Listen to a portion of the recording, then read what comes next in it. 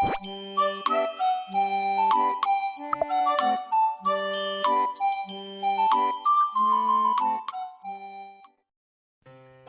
adik-adik, kita masuk contoh soal yang kedua, yaitu dalam tabung reaksi bervolume 2 liter dimasukkan 6 mol gas NO2 sehingga membentuk reaksi 2NO2 bolak-balik menjadi 2NO ditambah O2.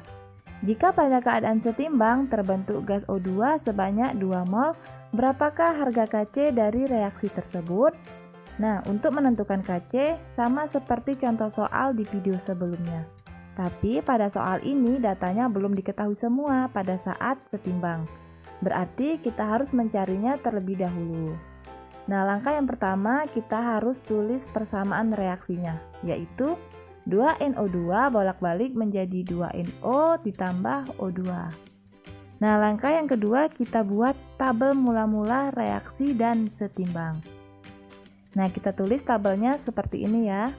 Mula-mula, reaksi, dan setimbang. Nah, kemudian kita masukkan mol yang diketahui dan yang ditanya. Nah, untuk mol yang ditanya kita misalkan dengan X. Nah, kita lihat pada soal di sini dimasukkan 6 mol gas NO2. Jadi, kita tulis 6 mol di sini. Nah, kita lihat lagi, jika pada keadaan setimbang terbentuk gas O2 sebanyak 2 mol. Jadi kita tulis di sini 2 mol pada keadaan setimbang atau S. Di soal tidak ada mol yang ditanya, jadi tidak ada yang kita misalkan dengan X. Selanjutnya kita cari mol yang bereaksi dan yang terbentuk. Nah, bisa kita gunakan dengan perbandingan koefisien. Nah, perhatikan pada keadaan mula-mula NO dan O2-nya belum ada. Jadi bisa kita tulis dengan strip. Lanjut, karena pada keadaan setimbang O2-nya adalah 2 mol, berarti pada keadaan reaksi terbentuk O2-nya sebanyak 2 mol juga. Ingat, data di ruas kanan ditambah dan data di ruas kiri dikurang. Lalu kita cari lagi untuk mol NO yang terbentuk. Nah, kita gunakan perbandingan koefisien. Jadi, perbandingan koefisiennya adalah 2:1. Di sini O2-nya adalah 2 mol, berarti untuk NO-nya adalah kali 2, jadinya 4 mol. Lanjut lagi, sekarang kita tentukan untuk mol NO2 yang bereaksi. Nah, kita gunakan perbandingan koefisien juga ya. Boleh NO2 terhadap NO, boleh juga NO2 terhadap O2.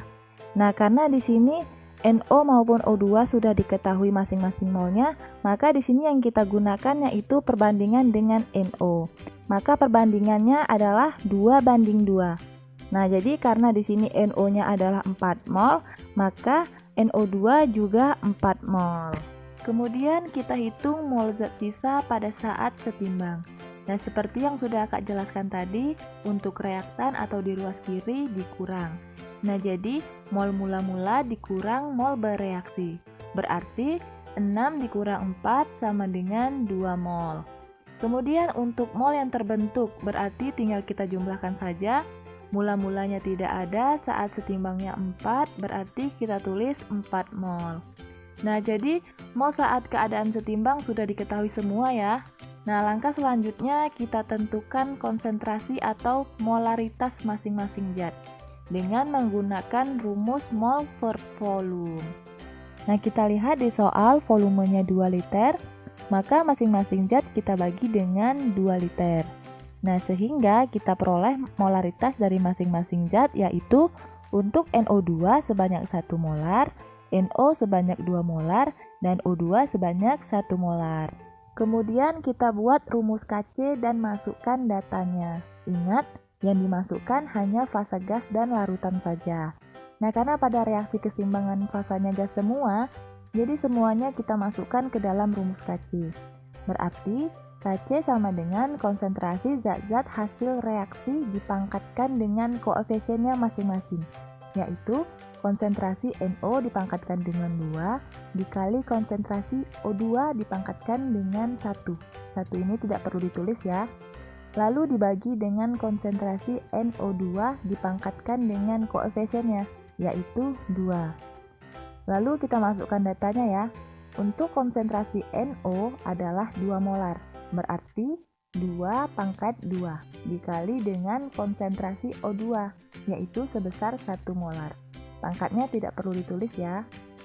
Kemudian dibagi dengan konsentrasi NO2, yaitu 1 pangkat 2. Kita jumlahkan 2 pangkat 2 sama dengan 4 dikali 1 per 1 pangkat 2 sama dengan 1. Jadi 4 kali 1 sama dengan 4 per 1 sama dengan 4. Nah, jadi harga KC-nya adalah 4. Oke, adik-adik paham ya?